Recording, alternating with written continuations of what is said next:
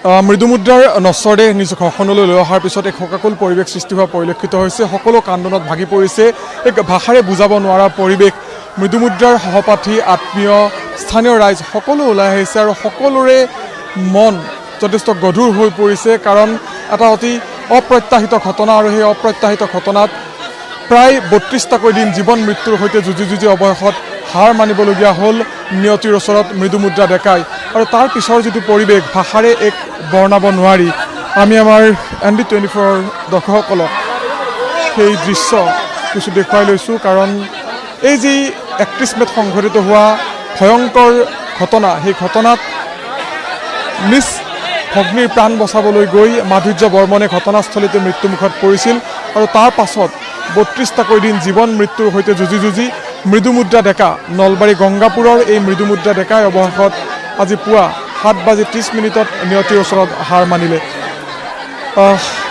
নলবাৰী গংগাপুৰৰ যিখন ঘৰ, সেই ঘৰখনৰ যিটো পৰিৱেশ, সেই পৰিৱেশটো যথেষ্ট এটা অবৰ্ণনীয় পৰিৱেশ। যিটো পৰিৱেশ ভাষাৰে বৰ্ণাব নোৱাৰি। যিটো পৰিৱেশ আচলতে কোনো কল্পনা কৰা নাছিল, কোনো ভবা নাছিল যে এই ধৰণে এগৰাকী ফুলিব ধৰা ফুল, এপাহ ফুলিব ধৰা ফুল, এগৰাকী ফুল কোমলীয়া এগৰাকী কিশোৰী এই ধৰণে মৃত্যুমুখত পৰিব। এটা যথেষ্ট দুৰ্ভাগ্যজনক ঘটনা সংঘটিত হৈ গ'ল। তাৰপিছত সকলোৰে চকুত চকুলো,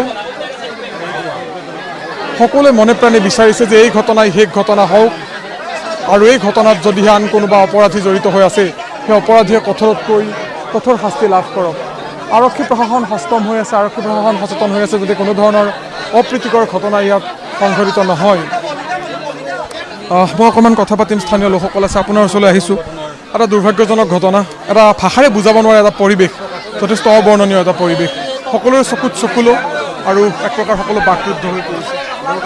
ইতিমধ্যে আপোনালোকে গম পাইছে যে আমি গম পাইছোঁ যে এটা অবৰ্ণনীয় পৰিৱেশ।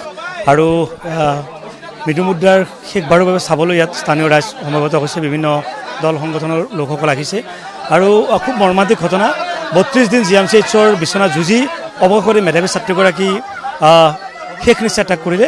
আৰু এই সময়ছোৱাত ভগৱানৰ প্ৰাৰ্থনা জনাইছোঁ যাতে পৰিয়ালটোৰ মাতৃ পিতৃ বা পৰিয়াল স্বজনক যাতে এই দুখ সহিব পৰাকৈ ভগৱানে শক্তি দিয়ক, তাৰে কাৰণে ভগৱানৰ প্ৰাৰ্থনা জনাইছোঁ। আৰু এনেকুৱা ঘটনা যাতে কাৰো ঘৰত, এইখন অসমত যাতে এনেকুৱা ঘটনা নহয়, তাৰ বাবে আমি ভগৱানৰ ওচৰত প্ৰাৰ্থনা জনাইছোঁ। আৰু এনেকুৱা এখন আইন আচলতে এই স্থানৰ পৰা দাবী কৰিছে, এনেকুৱা এখন আইন প্ৰণয়ন কৰিব লাগে যিখন আইনৰ কথা শুনিলে যাতে 100 বাৰ 1000 বাৰ ভাবিব লাগে, যাতে লাভ জেহাদ কৰিবলৈ যাতে কোনো সাহস নকৰে।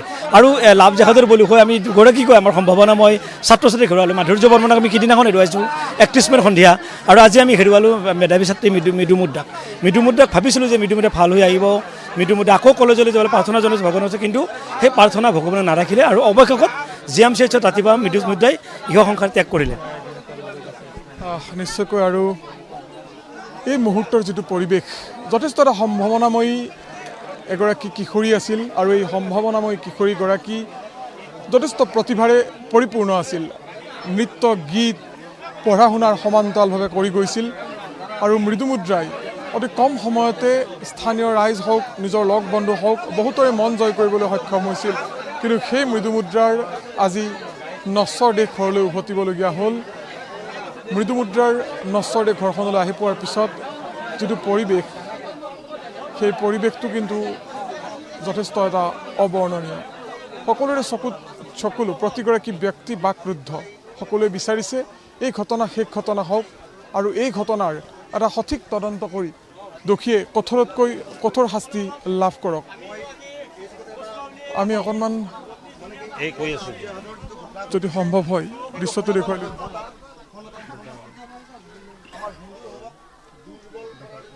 প্ৰভুসকল,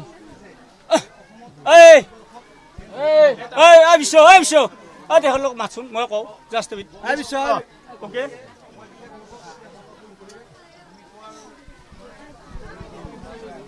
আপোনালোকে কাইণ্ডলি সকলো আমাৰ গংগাপুৰবাসী ৰাইজ, কুমাৰীকেইটাবাসী ৰাইজ, গোটেই অঞ্চলৰ ৰাইজে আজি 32 দিনীয়া যিখিনি সংগ্ৰাম কৰি তেখেতসকলক আমি সশ্ৰদ্ধ প্ৰণাম জনাইছোঁ। মোৰ ফালৰ পৰা জনাইছোঁ, সেৱা জনাইছোঁ। একচুৱেলি তেখেতলোকক সেৱা জনাইছোঁ। আমি এটা সংগ্ৰাম কৰি আহিছোঁ। একচুৱেলি যিটো সংগ্ৰামৰ যোগেদি আমি চিন্তা কৰোঁ যে আমি অসমীয়া মানুহ, সাধাৰণ হিন্দু সংস্কৃতিৰ মানুহ, তো আমি মোৰ আজি ছোৱালীটো হেৰাইছোঁ। তো আজিৰ দিনটোত আচলতে আমি আনন্দ কৰাৰ সময়। তো মোৰ ছোৱালীজনী হেৰাইছে। আজি মানুহে মৃত্যু হ'লে আনন্দ কৰিব লাগে আৰু জন্ম হ'লে ফূৰ্তি কৰিব লাগে, মানে কান্দিব লাগে। মানে ছোৱালীজনী হেৰালে আজি ইয়াতে যিখিনি গংগাপুৰবাসী ৰাইজে 33 দিন আজি তেখেতসকলে কোনোদিন আমাৰ এই অঞ্চলৰ ৰাইজক আমি সশ্ৰদ্ধ প্ৰণাম জনাইছোঁ তেখেতসকলক। মোৰ আজি কথাখিনিৰ যোগেদি আজি ইয়াতে আবাল বৃদ্ধৰ পৰা আদি কৰি গোটেইখিনি মানুহে কষ্ট কৰিছে। আমি এখন সমাজ বনাব বিচাৰিছিলোঁ যিখন সমাজৰ যোগেদি good things comes from that my on child. আমি আছিলে মানুহৰ সেৱা কৰোঁ। মোৰ ছোৱালীজনীৰ যোগেদি সেৱা কৰিব বিচাৰিছিলোঁ যে মা জাষ্ট ইউ হেভ আৰ্ণ মোৰ knowledge is not power, knowledge is super power. মই 32 দিনৰ মূৰত আজি আহিছোঁ ৰাইজৰ ওচৰলৈ, ৰাইজক সেৱা জনাইছোঁ, একচুৱেলি সশ্ৰদ্ধ প্ৰণাম জনাইছোঁ একচুৱেলি। আৰু আমি ঈশ্বৰ সেৱাটো জানো যে আমি প্ৰতিজন হিন্দু সনাতনী সভ্যতাৰ মানুহে এটা কথা চিন্তা কৰা উচিত, এভৰি মুছলিম শুড ন', প্ৰতিজন মুছলমান মানুহে চিন্তা কৰা উচিত আজিৰ দিনত যে তেওঁলোকে হোৱাই যে এনেকুৱা ধৰণৰ সাধাৰণ মানুহক কিয় বাচিল, চব টাৰ্গেট হোৱাই কিয় বাচিল হয়। তেওঁলোকে আচলতে বুজা উচিত যে মানুহ হ'ব লাগে। আচলতে মানুহৰ অৰ্থ একো নহয়। জীয়াই থকাৰ স্বাৰ্থত আমি সাধাৰণ মানুহ সাধাৰণভাৱে কাম কৰোঁ। আজি মই 32 নম্বৰত আহিছোঁ ইয়াতে গুৱাহাটী মেডিকেল কলেজৰ ছুপাৰিণ্টেণ্ডেণ্ট, গুৱাহাটী মেডিকেল কলেজৰ গোটেইখিনি মানুহক মই সেৱা জনাইছোঁ। তেখেতসকলে যিখিনি কাম কৰিছে, বহুত সংগঠন আছে, দল সংগঠন আছে, তেওঁলোকে TRP ল'ব বিচাৰিছে, নিউজ চেনেল আছে, কিন্তু but it is not the matter of fact. আমি হেৰাইছোঁ, অসমবাসীয়ে বহুত হেৰাব। খিলঞ্জীয়া মানুহে খিলঞ্জীয়াৰ হয় যুদ্ধ কৰে, কিয় কৰে? যুদ্ধ আমিও কৰিছোঁ, বন্দুক যুদ্ধ কৰিছোঁ। খিলঞ্জীয়া মানুহে খিলঞ্জীয়াৰ এংশত যুদ্ধ নকৰে নহয়। মুছলমানবাসী ৰাইজক তেওঁলোকক ইছলামৰ স্বাৰ্থত যুদ্ধটো কৰাটো উচিত নহয়। ইছলাম মানে শান্তি। তেওঁলোকে জনাব মোল্লা তৈয়াৰ কৰি বাকী বাহিৰা ৰাষ্ট্ৰৰ তৈয়াৰত তেওঁলোকে কিয় এনেকুৱা কাম কৰিছে? হয় ৰজালি,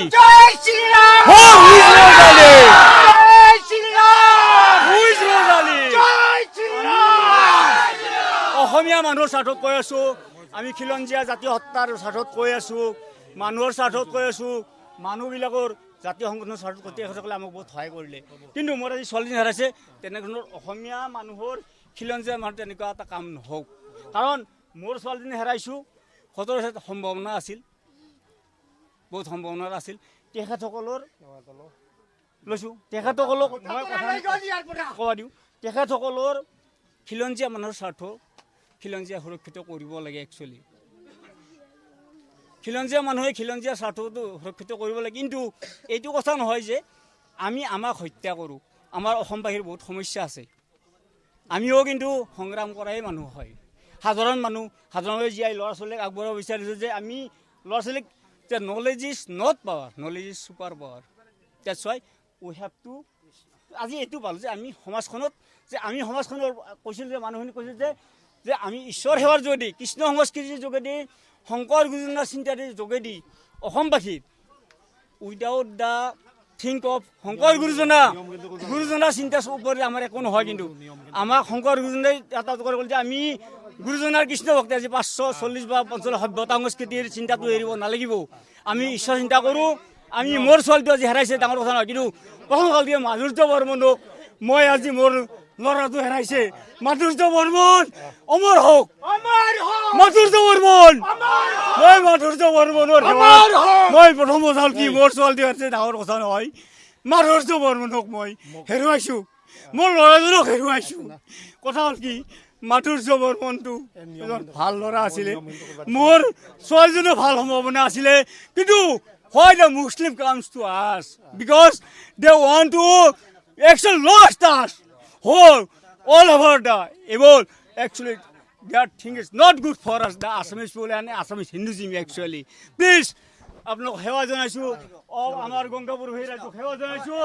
আজি 32 দিনৰ মূৰত মই নাখাইনো আপোনালোকক সেৱা চবেই যিখিনি কাম কৰিলে, মোৰ ছোৱালীজনীক মই সেৱা জনাই আজি মই ৰাইজৰ মংগল কামনাৰে ৰাইজৰ কামনা হওক, ভাল হওক, নলেজ ইজ পাৱাৰ, প্ৰজ্ঞাৰ সাধনা হওক, মানুহৰ সুন্দৰতা হওক, আমি সেই বিশ্বাস কৰি আগবাঢ়িছিলোঁ আমি কোনোদিন নিজৰ অপব্যৱহাৰ কৰা নাই আমি সুন্দৰভাৱে আগবাঢ়ি আছোঁ এইখিনি কৈ আপোনালোকক গোটেইবিলাকো আমি সেৱা জনাইছোঁ জয় অসম এইখিনি আচলতে পিতৃয়ে যথেষ্ট ক্ষোভ যথেষ্ট শকত এই মন্তব্য আগবঢ়াইছে আৰু এই ধৰণে এই ঘটনাই যাতে শেষ ঘটনা হওক আৰু এই ঘটনাৰ পিছত যাতে সমাজৰ প্ৰতিগৰাকী ব্যক্তিয়ে হাজাৰবাৰ ভাবি গুণি আচলতে সুন্দৰকৈ আগবাঢ়িব পাৰে তাৰ বাবে পিতৃয়ে এটা স্পষ্ট বাৰ্তা দিব বিচাৰিছে নিজৰ কন্যা সন্তানক প্ৰজ্ঞাৰ সাধনেৰে আগুৱাই নিছিল নিজৰ কন্যা সন্তানক শিক্ষাৰে শিক্ষিত কৰি সমাজৰ সেৱাৰ বাবে আগবঢ়াই দিব বিচাৰিছিল সেই কথাখিনিয়ে পিতৃয়ে আজিৰ দিনটোত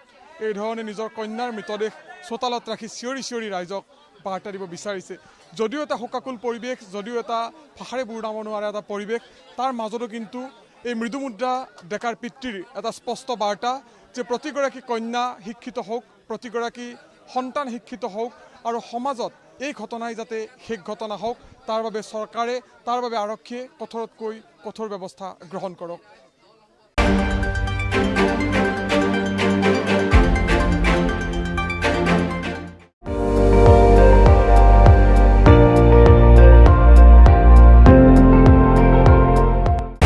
আপুনি চাই আছে ND24 সৰ্বশ্ৰেষ্ঠ নহয় সৰ্বোত্তমৰ দৌৰা